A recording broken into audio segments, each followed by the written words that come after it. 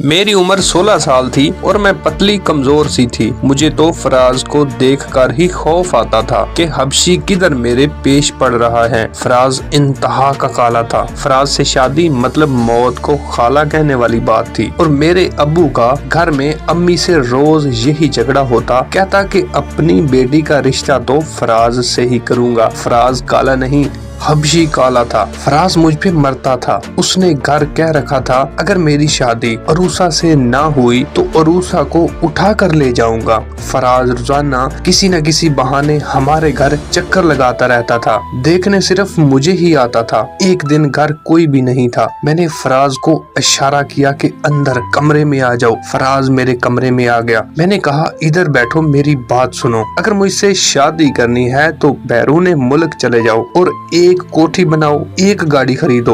बेशक तुम्हें 10 साल लग जाएं, फिर मैं तुमसे शादी करूंगी। फराज सर झुकाए मेरे सामने बैठा था कि बाहर से किसी ने देख लिया। मैं उसके सामने बैठी थी। मुझे शक हुआ कि बाहर से कोई गुजरा है। मैंने जब बाहर जाकर देखा तो मेरी भाभी थी। मैंने फराज को कहा कि भागो यहाँ से, घर से निकल जाओ। किसी और को अगर पता चल गया कि फराज और अरूसा अकेले कमरे में बैठे थे तो तमाशा बन जाएगा। मेरी इज्जत का जनाजा निकल जाएगा। शाम हुई। जैसे ही सब घर वापस आए, मेरे भाई, मेरा अब्बू, तो भाभी कहती है कि अरूसा की शादी तुम लोग कर दोगे या वो खुद ही कर ले। मैं अंदर बैठी ये सब सुन रही थी। मुझे वही दिन वाली बात याद आ गई कि भाभी ने तो हमें देख लिया था। अब ये बातें बढ़ा चढ़ाकर भाई को भी बताएगी। खैर किसी ने ज्यादा नोटिस न लिया। खैर बात टल गई। भाभी का एक भाई था, वो भी वेला निकम्मा था, लेकिन मुझे बहुत पसंद था। पता नहीं क्यों पसंद था। मुझे उसका बोलचाल, उठना बैठना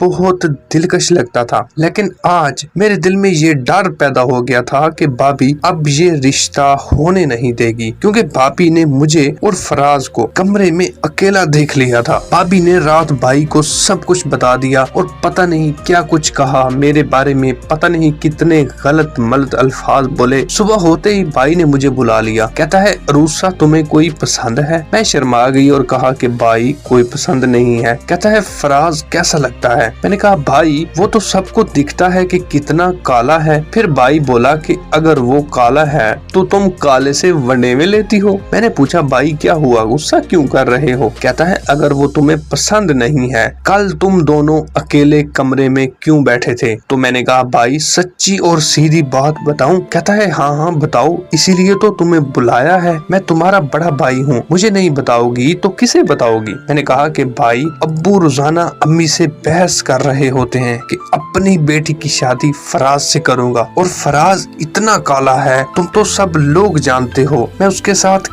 कैसे जिंदगी गुजारूंगी? अब्बू को सिर्फ उसकी जायदाद जमीन नजर आ रही है। दौलत के साए में उसका काला रंग छुप गया है। मैंने भाई को मजीद कहा कि मैंने उसे सिर्फ ये कहा कि तुम पहले मेरे लिए कोठी बनाओ, एक VIP किस्म की कार खरीदो, बैरून मुल्क चले जाओ। जब ये सब चीजें खरीद लो तो फिर मुझसे शादी कर लेना। अब फराज बाहर चला जाएगा तो तुम लोग पीछे से किसी और से मेरी शादी कर देना। भाई ने जैसे ही ये बातें सुनी सर पकड़कर बैठ गया। मैंने पूछा क्या हुआ भाई? कहता है तुम पागल हो गई हो। एक तरफ से खुद ही कह रही हो कि अब्बू को सिर्फ उसकी दौलत नजर आ रही है और फिर कह रही हो कि मैंने सिर्फ बहाना बनाया है कि वो बाहर चला जाए, आपके लिए कोठी बनाए, कार खरीदे, फिर शादी करोगी। पागल, उसके पास तो इतनी दौलत पहले से ही है कि वो कल ही ये सब चीजें खरीद सकता है। वो दिन मैंने टेंशन में गुजार दिया। अगली सुबह हमारे घर के सामने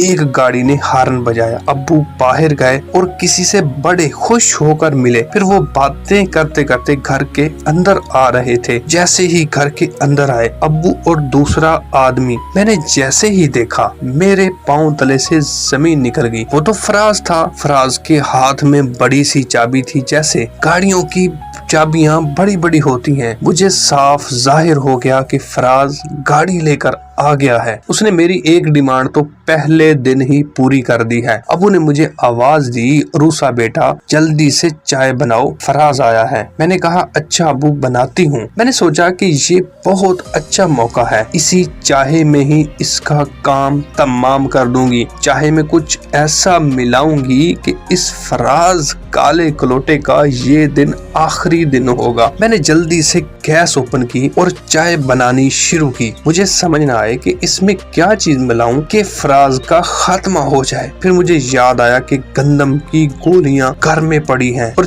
चूहे मार दवाई भी है, कोई भी एक चीज उठाकर चाय में मिक्स कर देती हूँ। मैंने गंदम वाली एक गोली निकाली और उस चाय में मिक्स कर दी। फिर मैंने 2 कप में चाय डाली। अब्बू चाय उठाने आए। जब अब्बू वो दोनों कप उठाकर ले गए तो मुझे फौरन याद आया कि ओहो, अब्बू के कप में भी वो गोली चली गई। मैं भागकर बैठक में आई। अब्बू को कहा कि अब्बू चाय ना पीना। अब्बू कहता है क्या हुआ बेटा? मैंने कहा कि अब्बू इसमें चीनी डालनी भूल गई हूँ, चीनी डाल कर लाती हूँ। अब्बू कहता है मुझे तो डॉक्टर ने चीनी इस्तेमाल करने से रोक दिया था, शुक्र है आपने चीनी नहीं डाली, मैं तो बगैर चीनी वाली पीऊंगा। फराज की चाय में चीनी डाल दो। मैंने कहा नहीं अब्बू, भूल गई हूँ, इसमें चीनी ज्यादा डल गई है, बगैर चीनी के बना कर लाती हूँ। इसी दौरान अब्बू ने एक घूंट चाय की पी ली तो कहता है बेटा चीनी तो ठीक है, इसमें क्यों परेशान हो रही हो? फराज बड़े गौर से मुझे घूर रहा था। जब मुझे कुछ समझ न आई तो मैंने अब्बू को बताया कि अब्बू इसमें कुछ है,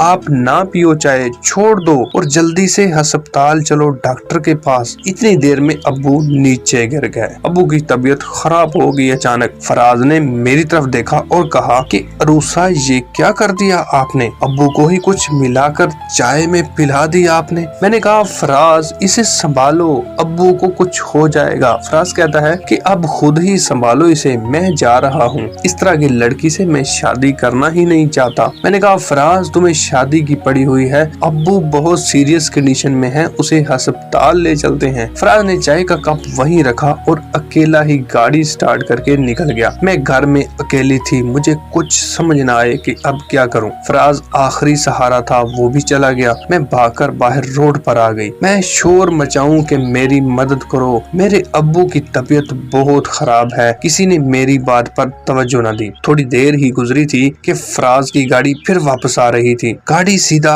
हमारे घर चली गई। मैं भागकर घर पहुंची कि शायद फराज को रहम आ गया होगा, अब हम इसे अस्पताल ले चलते हैं अब्बू को। मैं जैसे ही घर पहुंची तो फराज के साथ 2 डॉक्टर थे। वो जल्दी जल्दी अब्बू को इंजेक्शन लगा रहे थे और अब्बू की देखभाल कर रहे थे। फराज मुझे कहता है तुम अंदर जाओ, हम सब ठीक कर लेंगे, तुम फिक्र ना करो। थोड़ी देर गुजरी तो अब्बू ने आंखें खोली। अब्बू होश में आ गए थे। अब्बू ने कहा कि अरूसा तुम्हें क्या हो गया था, क्यों इस तरह हमारे साथ जुल्म किया तुमने? मैंने शर्मिंदा होकर अब्बू से कहा कि अब्बू मुझे माफ कर दो, मुझसे गलती हो गई थी, मेरी आंखों पर पट्टी आ गई थी। अब्बू कहता है कि माफ तो आपको कर देता हूँ, लेकिन एक शर्त पर माफी मिलेगी। मैंने कहा मुझे कबूल है, आप हुक्म करें अब्बू जान। अब्बू कहता है कि फराज से निकाह करवाऊंगा अभी के अभी, अगर मंजूर है तो बताओ, नहीं तो मैं ये घर छोड़कर चला जाऊंगा। मैंने मजबूरी में हाँ तो कर दी, लेकिन अब्बू ने तो उसी वक्त मौलवी साहब को फोन कर दिया कि निकाह का रजिस्टर भी साथ लेते आना। मुझे तब समझ न आए कि अब निकाह से कैसे बचूं। निकाह से बचना मुश्किल है। फिर मुझे एक तरकीब याद आई। मैंने कहा कि अम्मी के बगैर तो मैं निकाह नहीं करूंगी, जब अम्मी आ गई मैं निकाह तब करूंगी। फराज कहता है कि चलो अंकल शाम का टाइम बना लो, फिर मैं भी अपने वालिदैन को साथ लेकर आ जाऊंगा। फराज मेरी तरफ देखकर कहता है कि तुम तो कहती थी कि गाड़ी ले लो, एक कोठी बना लो, बेशक तुम्हें 10 साल लग जाए, जब ये सब ले लिया तब शादी करूंगी। मैंने तो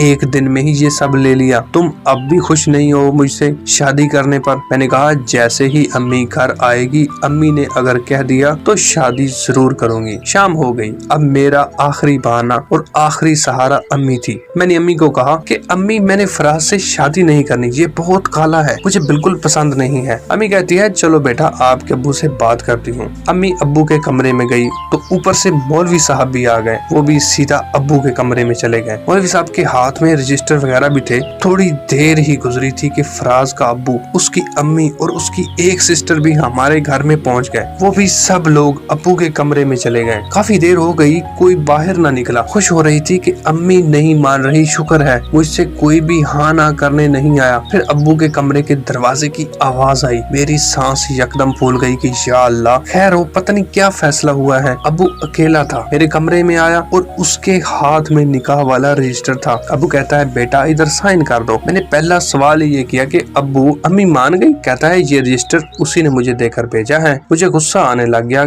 क्या मेरी कोई बात ही नहीं सुन रहा, सब एक जैसे हो गए हैं। मैंने अब्बू को कहा कि अब्बू बताओ कहाँ साइन करने हैं। अब्बू ने 2-3 जगह पर मुझसे साइन करवाए। मैं रोने लग गई। इतने में मेरी अम्मी आई। अम्मी ने मेरे सर पर हाथ फेरा और मुझे कहती है बेटा जोड़ियां आसमानों पर बनती हैं, तुम्हारे नसीब में यही लिखा था। मैं रोती रोती इधर ही सो गई। पता नहीं वो लोग कब हमारे घर से चले गए, मुझे कुछ मालूम नहीं। सुबह हुई तो अम्मी ने आवाज दी कि अरूसा नहा लो। मैं हैरान कि अभी सिर्फ निकाह ही हुआ है, रुखसती तो हुई नहीं, ये कहाँ ले जा रहे हैं मुझे। मैंने खैर नहा कर तैयारी कर ली और इतने में फराज गाड़ी लेकर आ गया। उसकी अम्मी भी साथ थी। हमारे घर वालों ने मुझे फराज के साथ रुखसत कर दिया। फराज एक खूबसूरत महल में मुझे लेकर आ गया। वो बहुत आलीशान महल था, लेकिन मुझे बिल्कुल प्यारा नहीं लग रहा था क्योंकि शादी मेरी मर्जी के खिलाफ हो रही थी। फराज रोज आया करे घर और मेरे लिए बड़े मजेदार खाने और फ्रूट लेकर आया करे। मैं बस चुप करके खा लिया करूं, कभी कहूं कभी कहां सो जाया करूं, कभी कहां। फराज ने मुझे ना ही हाथ लगाया और ना ही जबरदस्ती कुछ करने की कोशिश की। बस वो सुबह उठा करे, मुझे कहे नहा लो और खुद भी नहाकर नीचे खाने वाले टेबल पर आ जाया करे। मैं कभी नीचे चली जाया करूं और कभी ना जाया करूं तो फराज मेरा खाना ऊपर भिजवा दिया करे और अपनी अम्मी को कहा करे कि अरूसा की तबीयत ठीक नहीं है। कभी कह दिया करे कि वो नई आई है इसलिए उसका दिल नहीं लग रहा। करते करते साल गुजर गया। एक दिन मेरी सास मेरे पास आई और कहती है कि बेटा हमारी हमसाई ने भी अपने बेटे की शादी की है, उसका बेटा पैदा भी हो गया है। बेटा हमें खुशखबरी कब सुनाओगी? हमारे बीच ऐसा कुछ हो तो खुशखबरी सुनाती। एक दिन रात 12 बजे का वक्त था। मेरी आंख खुली तो मेरा शोहर फराज बेचारा बाहर सर्दी में बालकनी में सोफे पर सोया हुआ था। मैं इतने दिन यही समझती रही कि फराज नीचे किसी कमरे में जाकर सो जाता होगा। मैंने फराज को जगाया कि फराज उठो अंदर सो जाओ, हमें एक साथ सोते हैं। फराज ने आंख खोली और कहता है कि मैं इधर ठीक हूँ क्योंकि तुम्हारा दिल मुझ पर मुतमिन नहीं है। मैं काला हूँ इसलिए मुझे कोई भी पसंद नहीं करता। सारी जिंदगी लोगों ने मुझे ताने सुनाए हैं। मैंने सोचा था कि चलो शादी से पहले दुनिया जो कुछ मर्जी कहती रहे, शादी होगी तो मुझे भी मोहब्बत मिलेगी कि बीवी इंसान को किसी भी हाल में अकेला नहीं छोड़ती। लेकिन मुझे तो अपनी बीवी से भी मोहब्बत न मिली। जब मेरे नसीब में ही नफरत है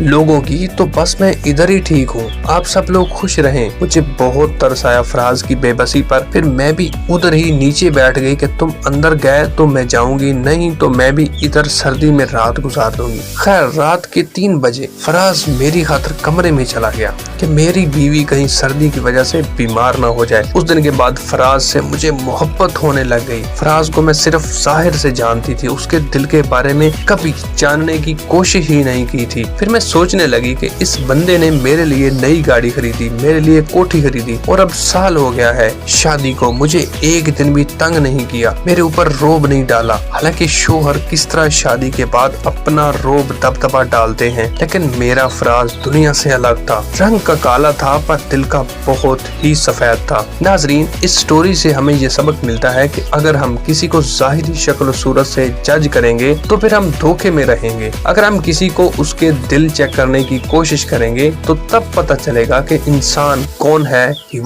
हैवान कौन है। किसी जाहिरी शक्ल सूरत की वजह से रिजेक्ट नहीं करना चाहिए, उसका दिल परखना चाहिए। नाजरीन अगर मेरी ये स्टोरी आपको पसंद आई हो तो लाइक करें, कमेंट करें, शेयर करें और चैनल लर्न सब को सब्सक्राइब करें। जज़ाकल्लाह।